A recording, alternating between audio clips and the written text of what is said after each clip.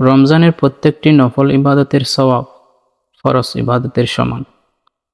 প্রতিটি ফরজ ইবাদতের সওয়াব হয় ৭০টি ফরজ ইবাদতের সমান। রাসূলুল্লাহ সাল্লাল্লাহু আলাইহি ওয়াসাল্লাম বলেছেন, পবিত্র রমজানের একটি রাত বরকত ও ফজিলতের দিক থেকে 1000 মাস থেকেও উত্তম। এই মাসের রোজাকে আল্লাহ তাআলা ফরজ করেছেন।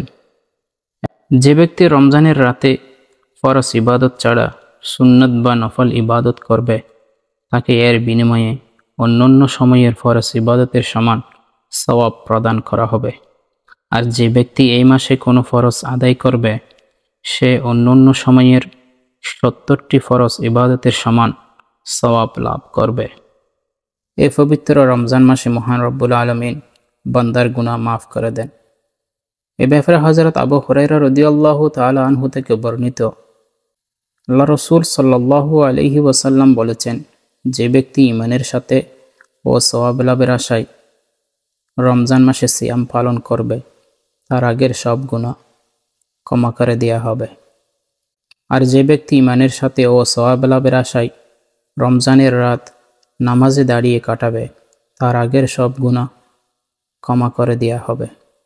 আর যে ব্যক্তি ঈমানের সাথে ও সওয়াব লাভের আশায় লাইলাতুল কদর ইবাদতে কাটাবে, তার আগের সব গুনাহ ক্ষমা করা হবে। হযরত আয়েশা রাদিয়াল্লাহু তাআলা আনহা থেকে বর্ণিত রয়েছে, আল্লাহ রাসূল সাল্লাল্লাহু আলাইহি ওয়াসাল্লামকে তিনি জিজ্ঞাসা করেছিলেন, আমি যদি কদরের রাত পেয়ে যাই তবে কি দোয়া পড়ব? আল্লাহ রাসূল সাল্লাল্লাহু আলাইহি ওয়াসাল্লাম বলেন, তুমি বলবে, আল্লাহুম্মা ইন্নাকা আফুউন তুহিব্বুল আফওয়া ফাআফু আন্নী। অর্থাৎ, হে আল্লাহ, তুমি ক্ষমাকারী, তুমি ক্ষমা করতেই ভালোবাসো, অতএব তুমি আমাকে ক্ষমা করে দাও। প্রিয় নবী সাল্লাল্লাহু আলাইহি ওয়াসাল্লামের প্রিয় সাহাবী হযরত আবু হুরায়রা রাদিয়াল্লাহু তাআলা আনহু বলেছেন, রাসূল সাল্লাল্লাহু আলাইহি ওয়াসাল্লাম ইরশাদ করেছেন, যখন রমজান মাস আসে, আসমানের দরজাগুলো খুলে দেওয়া হয় এবং দোজখের দরজাগুলো বন্ধ করে দেয়া হয়, আর শয়তানকে শৃঙ্খলিত করা হয়।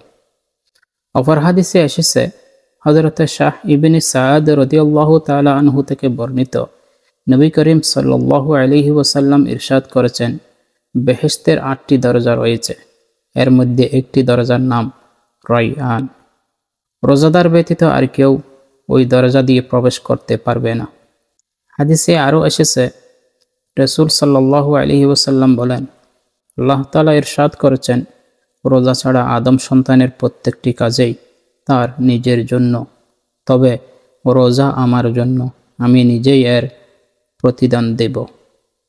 রোজা ডাল স্বরূপ।